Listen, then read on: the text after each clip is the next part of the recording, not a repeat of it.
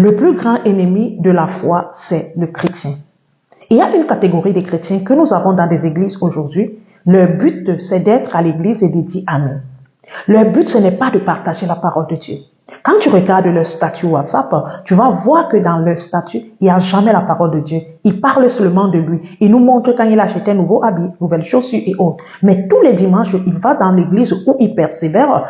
Il écoute des enseignements du pasteur, mais il ne prend pas la peine de les partager. Il y a beaucoup de serviteurs, des servants de Dieu qui ont des pages. Ils annoncent l'évangile, mais il n'y a pas de chrétiens pour partager, même pour mettre un like et un commentaire. Alors, j'aimerais te dire, bien-aimé, toi, tu as été béni. Pourquoi tu empêches d'autres à être bénis? C'est parce que tu n'es pas un disciple de Christ.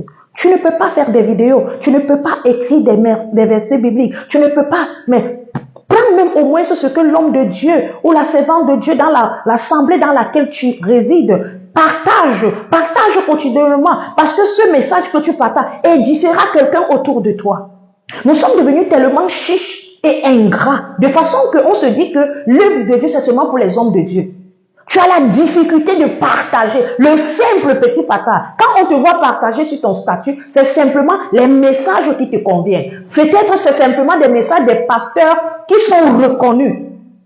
Est-ce que l'homme de Dieu dans l'église où tu persévères n'est pas connu par le Saint-Esprit? Dieu l'inspire d'un message. Dieu l'enseigne de quelque chose. Il partage des enseignements. Il fait des efforts tous les jours d'évangéliser sur les réseaux sociaux. Mais tu ne prends pas la peine de partager. Tu préfères partager pour un pasteur qui est connu parce que c'est lui qui doit être connu. Ce n'est pas l'homme de Dieu qui doit être connu, mais c'est la parole de Dieu qui doit être connue. Enfants de Dieu, édifions des gens sur nos statuts. Édifions des gens sur nos plateformes. Édifions des gens. Ayons l'habitude de partager ce que le frère, la sœur fait pour que le message de Dieu arrive.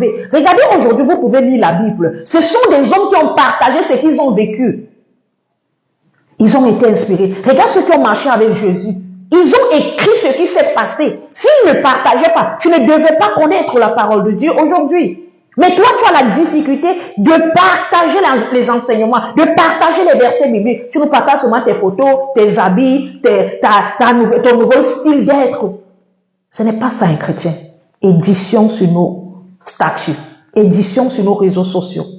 Partage, apprends à partager, à commenter, à liker les messages des serviteurs, des servantes de Dieu qui annoncent pour que l'évangile soit propagé.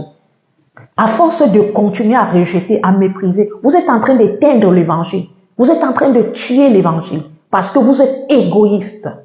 Bien-aimé, vraiment, j'aimerais te dire de revoir ceci parce que tu seras aussi jugé au dernier jour pour ce genre de comportement que tu as. Tu n'aimes pas partager.